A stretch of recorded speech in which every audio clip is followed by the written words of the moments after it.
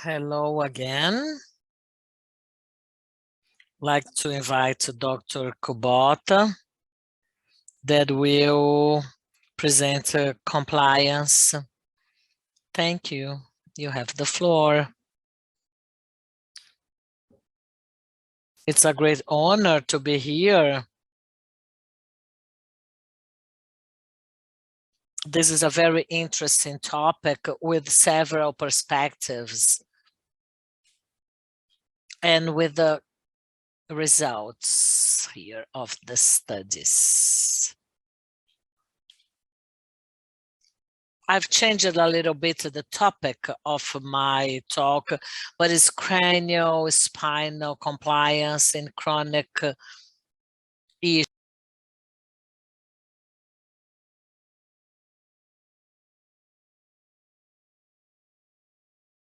Acute phase, ICU.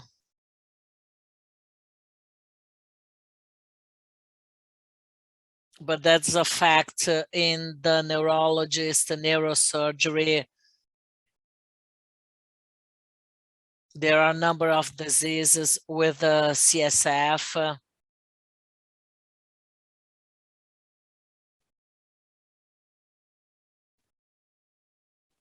I would like to reinforce the epidemiology of age-specific global epidemiology of hydrocephalus systemic review, which is associated to ICP increase.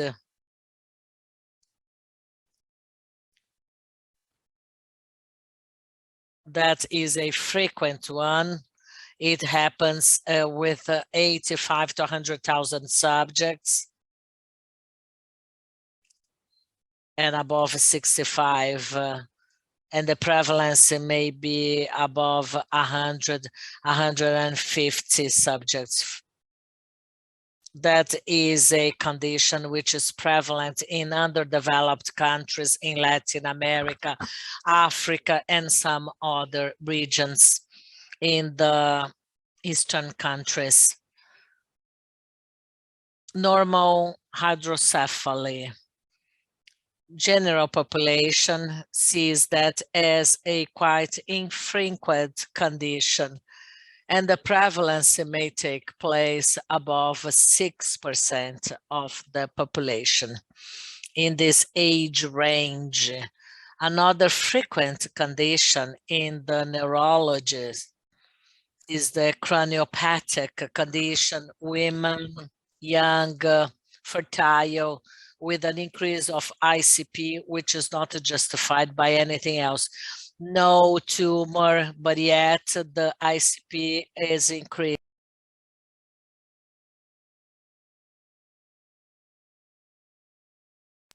Pathophysiology, liquor pressure. And that is a disease which was considered for quite a long, not common. And there is an increase of the prevalence of this disease, where in the past years, there was six-fold increase of this disease prevalence in the UK, especially among women due to obesity pandemic.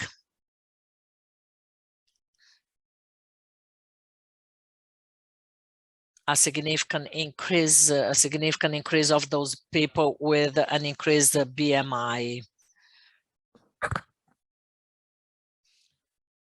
Intracranial spontaneous pressure with those that have a reduction, pathological reduction of intracranial pressure. And we believe that that is related to meningeal fistula, which is that area that involves the cranial-spinal compartment. It reduces intracranial pressure, including refractory cephalea. And that is extremely difficult to be diagnosed. The average of the beginning of the symptoms until diagnosis, it's over 1 year. And the initial diagnosis in most cases, in 90% of time, is a wrong diagnosis. So that is a condition of CSF that represents a diagnostic challenge at neurosurgeons' offices. CSF dynamic may be studied based on 3 indicators. But the main indicator applied in clinical practice is the liquor pressure, with some limitations. From an outpatient perspective, this information cannot be easily obtained.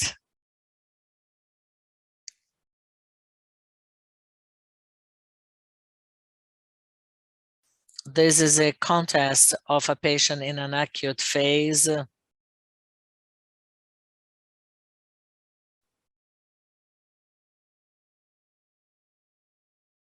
We expect the pressure to be normal, but as I was saying, this is an indicator with some limitations.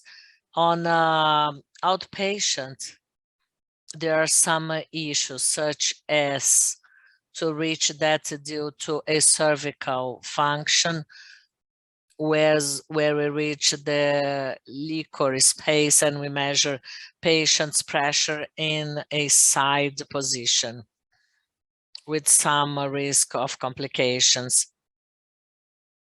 That does not allow to study the fluctuation of pressure throughout hours and time, but not all patients may carry out that procedures. Patients with coagulopathy, they cannot perform it.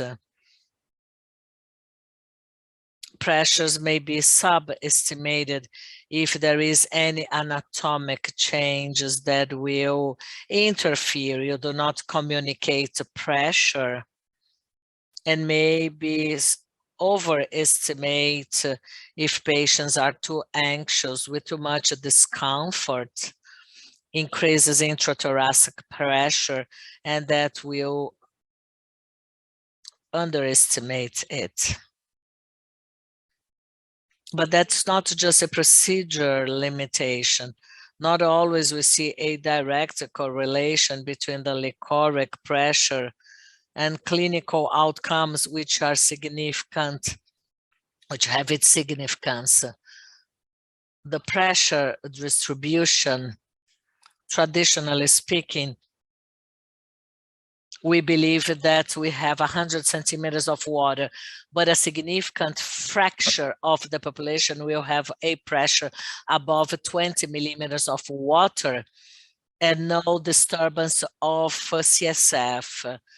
Obese patients, but they may have that increased pressure, especially 20 or 30 centimeters of water.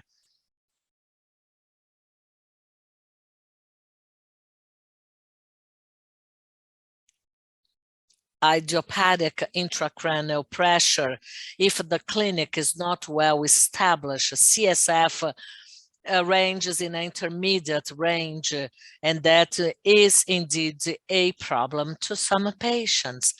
Another condition which shows a limit of the biomarkers, which is the lumbar pressure, is the normal pressure hydrocephalus.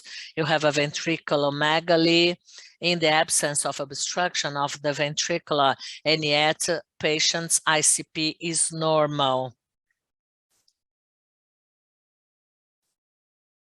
But the pressure is still normal, and what's happening? We may raise a hypothesis that there is increase a CSF dynamic alteration, or maybe a atrophy of the ventricular mass, maybe cerebrovascular diseases or Alzheimer's disease, which have a component that will interfere in most patients with a condition like that.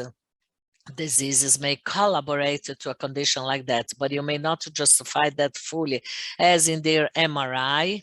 There is no global brain atrophy, but there is enlargement of the ventricle and the vertebral sulcs, they are comprised.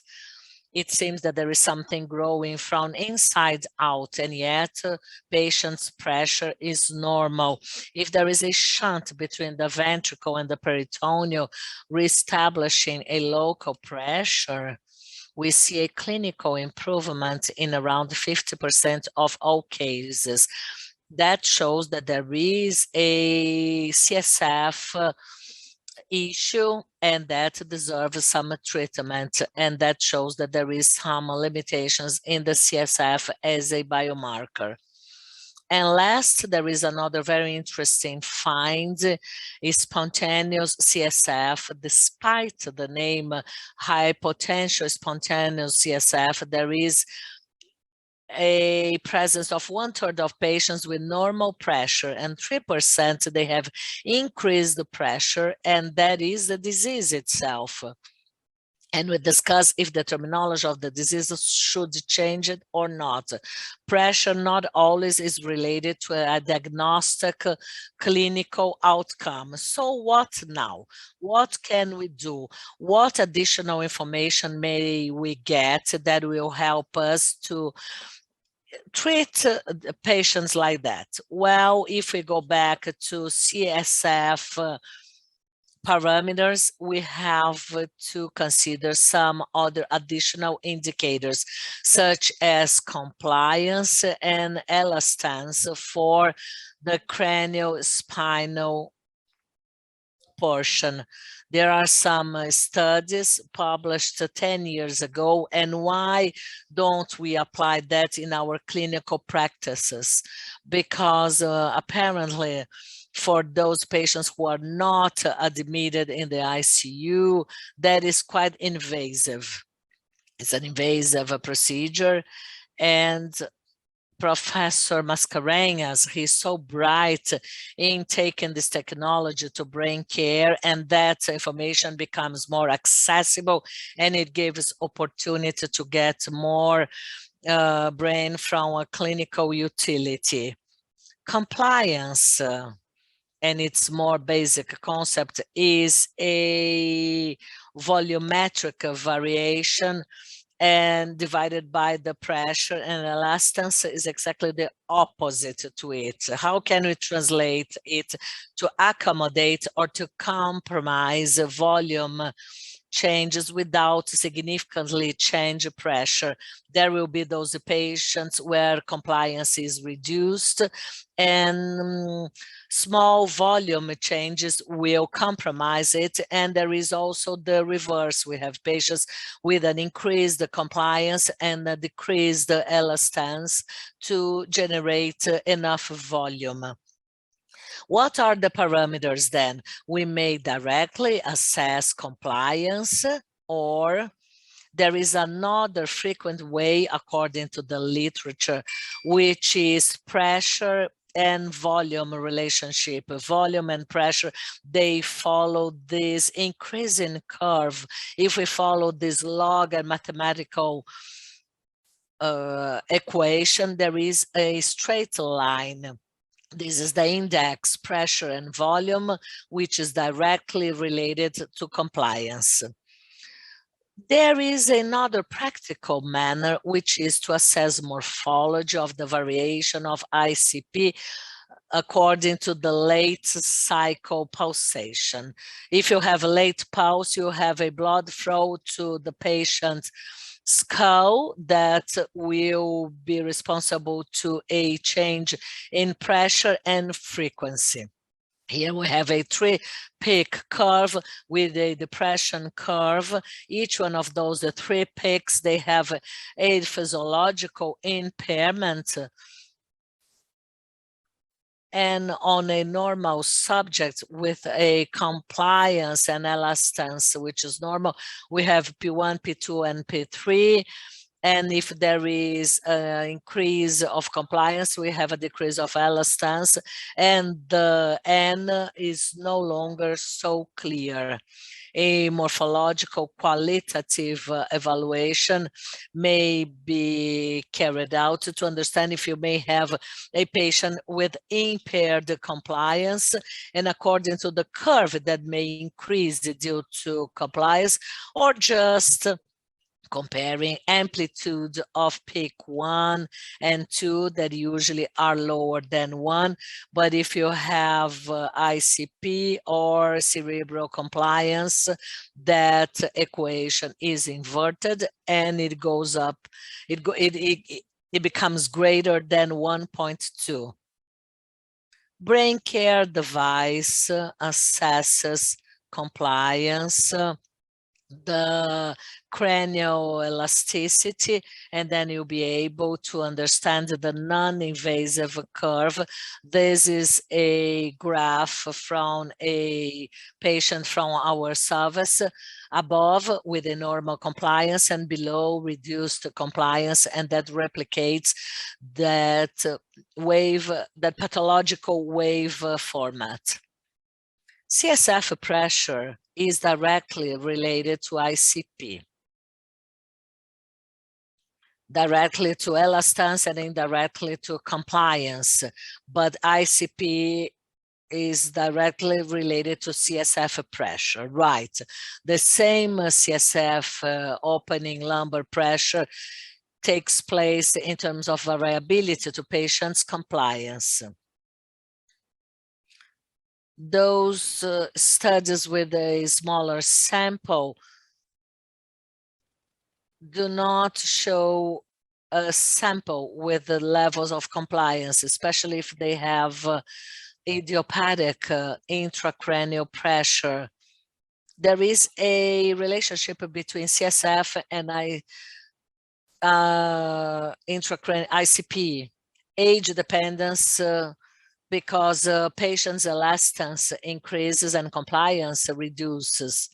And that is quite clear in the literature. Medication may influence patients that are taking antihypertensive drugs. They show elasticity parameters levels which are higher and reduced compliance in comparison to those patients who are not taking antihypertensive drugs, but intracranial pressure does not vary. There are some additional publications with the brain care devices showing that there is a correlation between pressure and compliance. And here we are not talking about a static patient, but mainly outpatient model. And there is an example of that, which is CSF hypotension. We have spontaneous intracranial hypotension from infusion tests, and they try to understand the intracranial hypotension invasively. That's a different way to do it invasively throughout MRI. They were diagnosed in the acute, subacute, and chronic phase. During the acute phase of the disease, intracranial compliance is increased in comparison to the whole population. And as time goes by, that decreases in relation to what we would expect to normal values.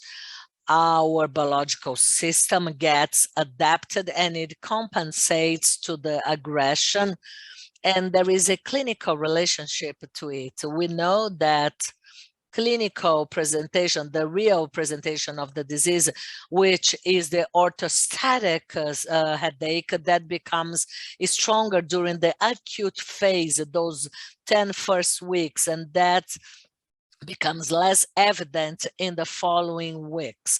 Therefore, there is a stronger correlation between clinic and biological findings. Patients with CSF hypotension, after a while, they develop a thickness of the epidural meningeal portion where vessels, they become thicker, they develop fibrosis, and in comparison with normal subjects, patients with CIH with EVD, they see increased intracranial elastance in relation to those who have a decreased intracranial elastance. The system adapts to SIH, reducing intracranial compliance, correcting increased compliance, and such a compensation may be pathological. You may overcompensate it and develop intracranial pressure in the CSF. So we better see that system as a constant, as a system under constant change. Now we switch from intracranial pressure and we reach a variable with a number of aspects that may influence its results. When I say that that is dirty, I mean that it may interact to a number of additional biological factors and some other significant clinical outcomes. And this is the compliance definition that is part of a incipient literature. And we believe that once the way we see compliance becomes less invasive and more practical thanks to the new brain care devices. Patients with normal pressure hydrocephaly, they may undergo a shunt placement. Some will improve, some will not. And intracranial elastance before the procedure, they will have increased levels and they will have a higher likelihood to improve their outcomes.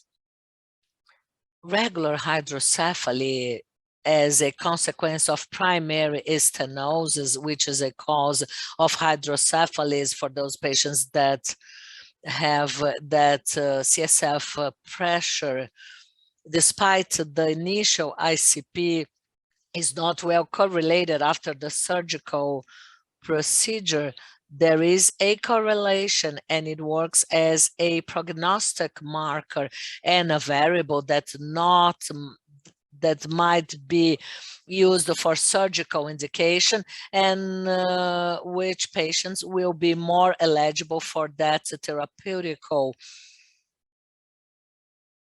achievement. In addition, we want to improve the diagnosis.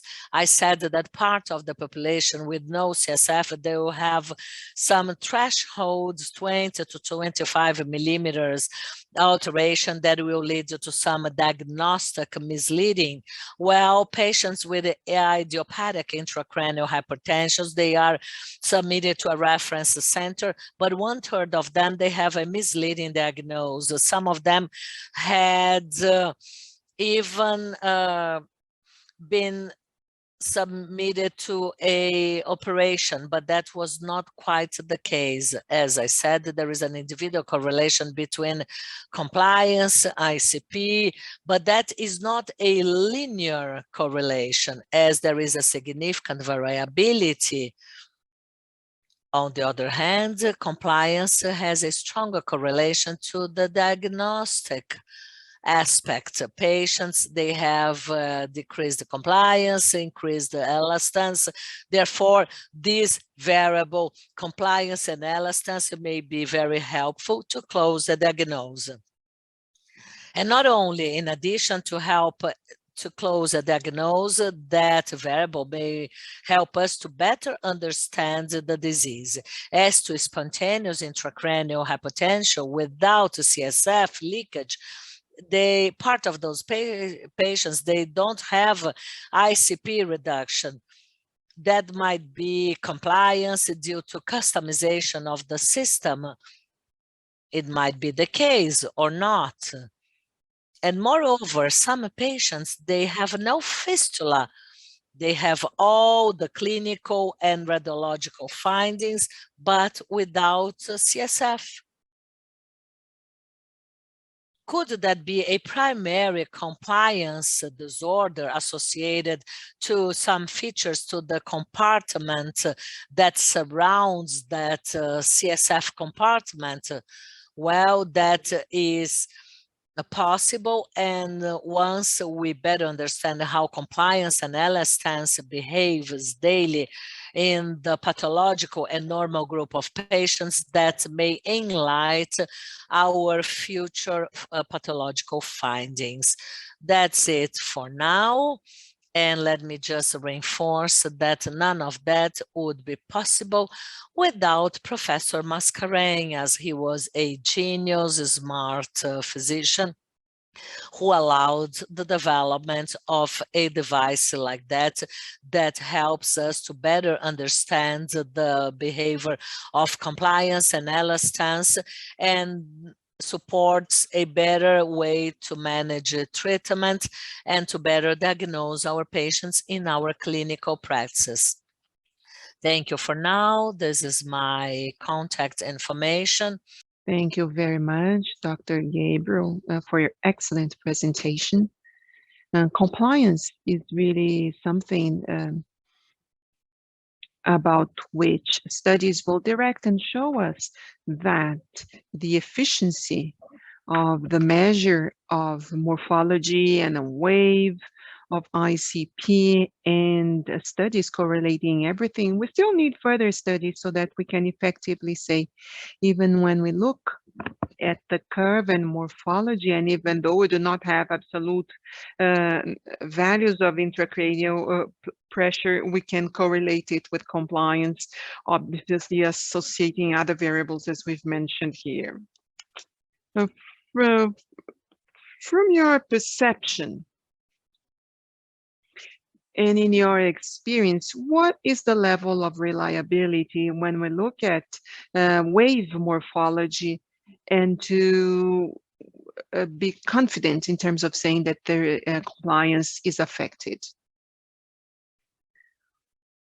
Well, actually, this is the focus of our studies at the Clínicas Hospital, and we are assessing the correlation of wave morphology with pressure variables, as well as with compliance variables.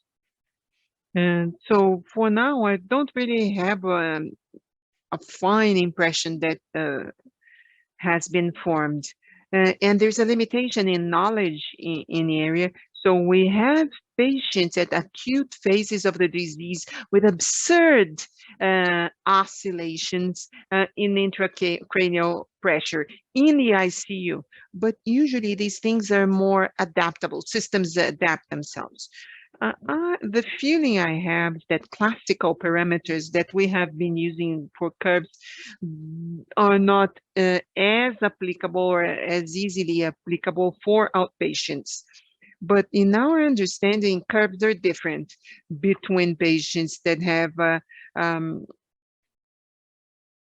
patients that do and do not have a compliance curve. What we're still missing, we need to study the parameters to identify the best parameters in those conditions. Another thing that I find important is that our gold standard is pressure, has always been pressure.